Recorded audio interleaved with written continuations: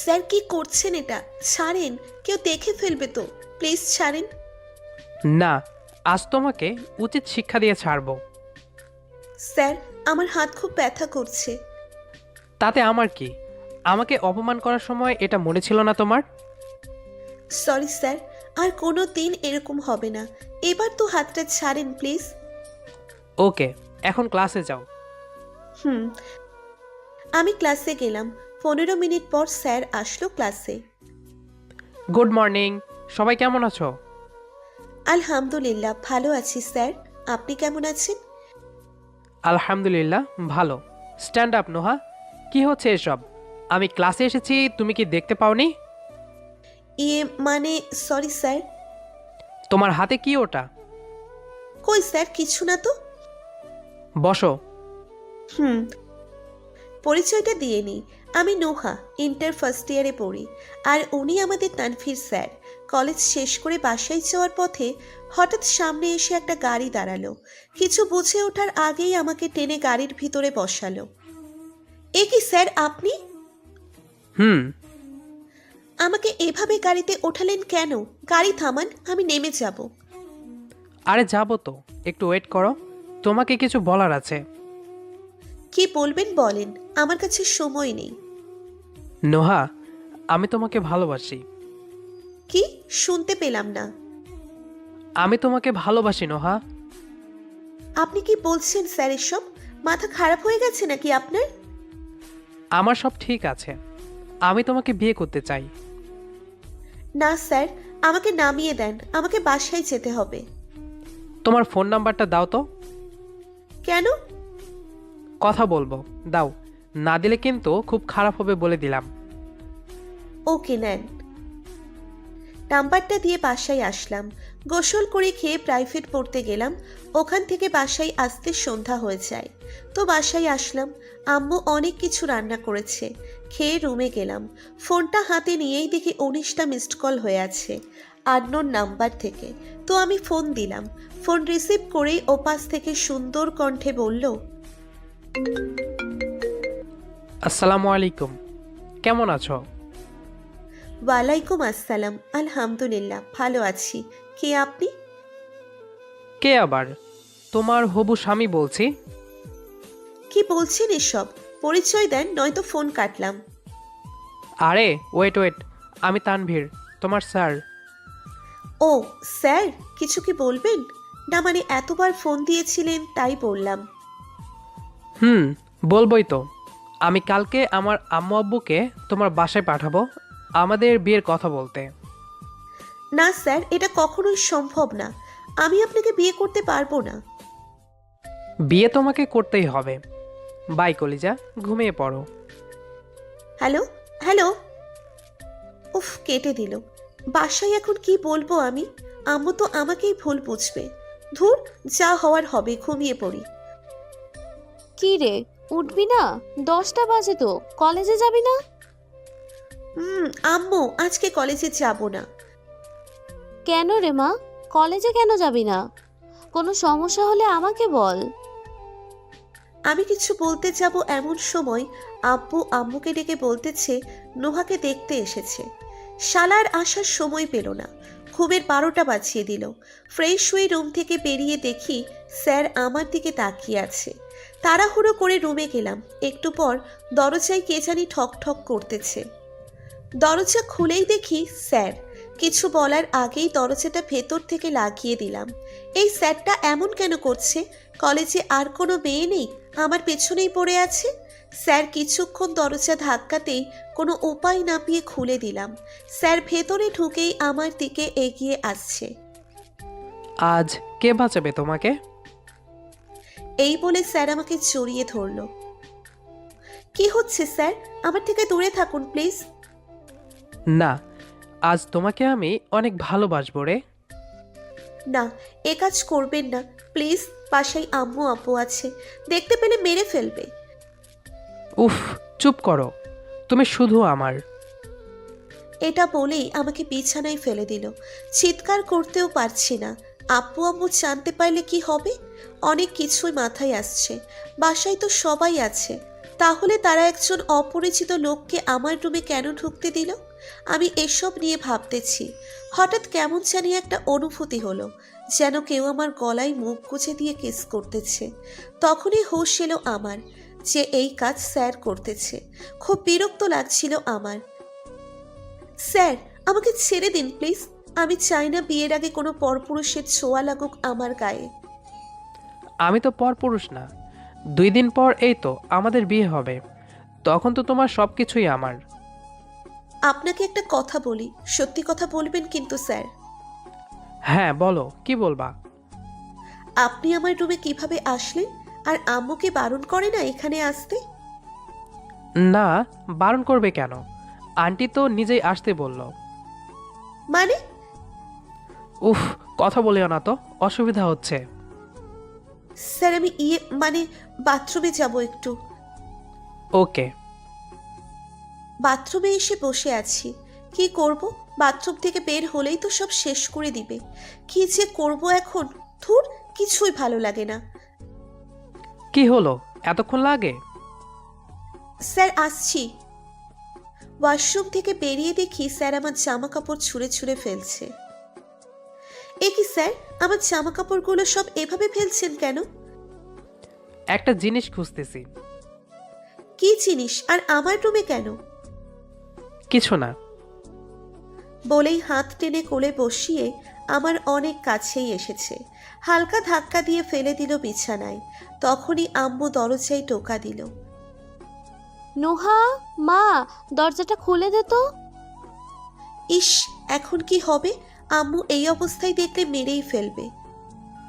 আরে কিছু হবে না, আমার রোম্যান্সের 14টা বাজিয়ে দিল। ছি, আপনি খুব খারাপ স্যার। এই বলেই দরজা খুলে দেখি সবাই আমার দিকে তাকিয়ে আছে। বলল যে, কথা হলো? কিসের কথা আম্মু? আর এই লোককে আমার রুমে কেন ঢুকতে দিলা? আরে মা, কি বলিস? এই ছেলেটা খুব ভালো, তোকে অনেক যত্নে রাখবে। কেমন যে যত্নে রাখবে বুঝতেই পারছি। কি হলো রে? কি ভাবছিস এমন করে? কিছু না আম্মু, আমি ওনাকে বিয়ে করতে পারবো না। আন্টি চিন্তা করবেন না, ও একটু ভয় পাচ্ছে তাই এভাবে বলছে। ও, তা বাবা আসো, খেয়ে নাও আগে, তারপর কথা হবে। হ্যাঁ আন্টি চলুন। এটা কি হলো? আম্মু ওনার উপর রাগ হলো না কেন? কি চলছে ওদের মধ্যে আমাকে জানতেই হবে। নিশ্চয়ই সবাই আমার থেকে কিছু একটা লুকাচ্ছে। এর মধ্যেই আম্মু আবারও বলল, কি রে, খাবি না নাকি? আসছি আম্মু। তারপর নিচে এসে সবাই মিলে খেতে বসলাম। হঠাৎ মনে হলো কেউ আমার পায়ে পা দিয়ে খোঁচা দিচ্ছে। নিচের দিকে তাকিয়ে দেখি স্যার তার পা দিয়ে আমার পায়ে খোঁচা দিচ্ছে। আমি কিছুটা বিরক্তির সাথে আম্মুকে বললাম, আম্মু আমি আর খাবো না। কেন, তোর আবার কি হলো? এবার রাগ সামলাতে না পেরে বলেই দিলাম, কেউ আমার পায়ের মধ্যে বারবার খোঁচা দিলে কিভাবে খাবো আমি? কে খোঁচা দিচ্ছে রে? না মানে কেউ না, আমি গেলাম।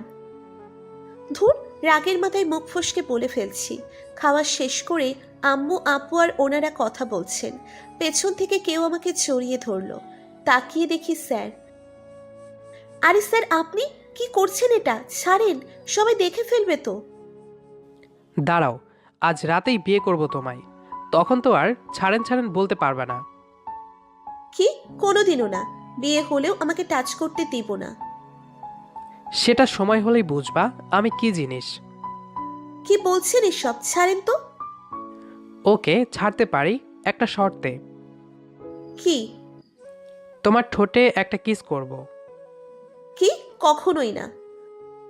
তাহলে এভাবেই থাকি, আমার কিন্তু ভালোই লাগছে। উফ, ঠিক আছে, জাস্ট একটা কিস। ওকে।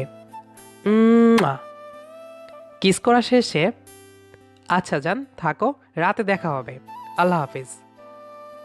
দ্রুত চলে যান এখান থেকে। আর একদম আসবেন না আমাকে চালাতে। আরে আসতে তো হবেই আমাকে। কেন? তুমি যে এখানে আছো তাই, তোমাকে আপন করে নিতে হবে তো। উফ, এখন চান তো। ওকে যান, এখন যাচ্ছি, রাতে দেখা হচ্ছে। উম্মা। এই বলেই টুপ করে আমার গালে কিস দিয়ে চলে গেল। আমার সাথে যে এসব কি হচ্ছে। তারপর সন্ধ্যায় আসলো ওনারা সবাই। সবাই বিয়ের কাজে বিজি হয়ে গেল। অন্যদিকে স্যার আমার কাছে আসতেই আমি তাকে দেখে ফিদা হয়ে গেছি।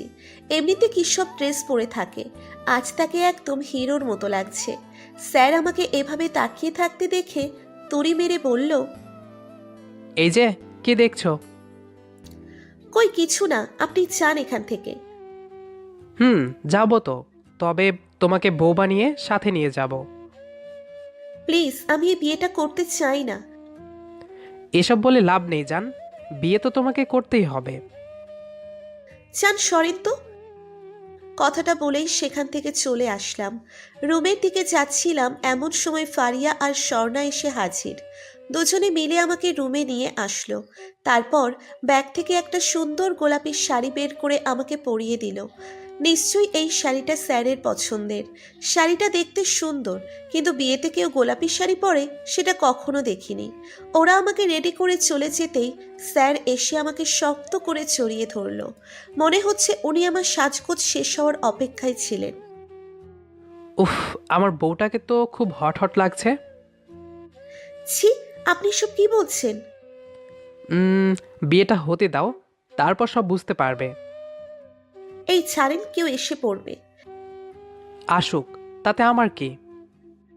এই বলে স্যার আমার ঠোঁটে ঠোঁট লাগিয়ে দিলেন। সাথে সাথে লজ্জায় দু চোখ বন্ধ করে নিলাম। এই লোকটা এখনই যা করছে, আজ রাতে আমার যে কি হবে হে আল্লাহ, আপনিই ভালো জানেন। হঠাৎ কারো কাশির শব্দে স্যার আমাকে ছেড়ে দিলেন। এই ফারিয়া, তুমি এখানে? তোমাকে বলছি না কেউ যেন রুমে না আসে। এখন দেখছি তুমি নিজে চলে আসছো। স্যার ফারিয়াকে রেগে কথাগুলো বলতেই ফারিয়া ভয় পেয়ে বলল, সবাই আমাদের নিচে ডাকছে, কাজী সাহেব চলে এসেছেন। কথাটা বলেই ফারিয়া রুম থেকে বেরিয়ে গেল। তারপর স্যার এসে আমার কোমর জড়িয়ে ধরে কপালে ঠোঁট ছুঁয়ে বললেন, নোহা, নিচে চলো, বাকি আদর না হয় বাসর ঘরেই করব। স্যার আমার হাত ধরে সিঁড়ি পর্যন্ত এসে হাতটা ছেড়ে দিলেন, হয়তো সবাই দেখে ফেলবে তাই। তারপর আমাদের বিয়েটা হয়েই গেল। এখন আমার খুব বেশি ভয় লাগছে। আগে তো স্যারের ছাত্রী ছিলাম, তখনই যা করেছেন, আর এখন তো আমি তার বিয়ে করা বউ। আব্বু আম্মুর থেকে বিদায় নিয়ে স্যারের সাথে গাড়িতে উঠলাম। আমার খুব কান্না পাচ্ছে। আব্বু আম্মুকে ছেড়ে এই ভয়ঙ্কর স্যারের সাথে যেতে হচ্ছে। গাড়িতে উঠে বসতেই স্যার পেছন দিয়ে হাত দিয়ে আমার কাঁধে রাখলেন। স্যার, এসব কি করছেন? এই, কে তোমার স্যার? কেন, আপনি? শুধু কলেজে যখন সবার সামনে ডাকবে তখনই স্যার বলবে, তাছাড়া আর কখনো স্যার বলবা না, ওকে? তাহলে কি বলে ডাকবো? কেন আমার নাম ধরে ডাকবা? পারবো না আমি আপনার নাম ধরে রাখতে। আপনি আমার স্যার হন। এই বেয়াদব মেয়ে, তোমাকে বলছি না আমার নাম ধরে ডাকতে। স্যার কথাটা খুব রেগে বলায় আমার চোখে পানি এসে গেল। ভয় পেয়ে মৃদুস্বরে বললাম, কিন্তু স্বামীকে তো নাম ধরে ডাকতে নেই। আমি তো তোমাকে অনুমতি দিয়েছি আমার নাম ধরে ডাকতে। আমি চুপ করে আছি। কিছুক্ষণ পর স্যারের বাড়িতে এসে পৌঁছলাম। আমাকে কিছু মহিলাদের কাছে বসিয়ে রেখে স্যার কোথায় যেন চলে গেলেন। তারা সবাই আমার সাথে গল্প করছে।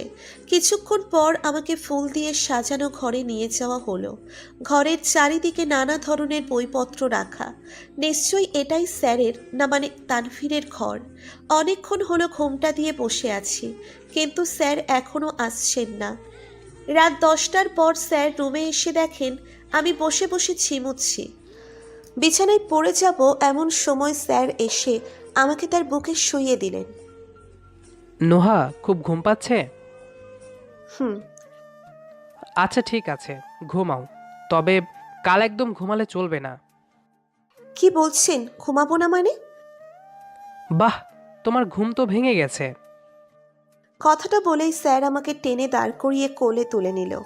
আমি শুধু অবাক চোখে স্যারের দিকে তাকিয়ে আছি। ওনাকে আজ খুব বেশি সুন্দর লাগছে। শুনেছি ভালোবাসলে সবচেয়ে কালো মানুষটিকেও পৃথিবীর সব থেকে সুন্দর মনে হয়। আচ্ছা, আমি স্যারকে ভালোবেসে ফেলিনি তো? স্যার আমাকে কোলে নিয়ে আমার বুকে তার মাথা রাখলেন। তারপর আমার ঠোঁটের দিকে কিছুক্ষণ তাক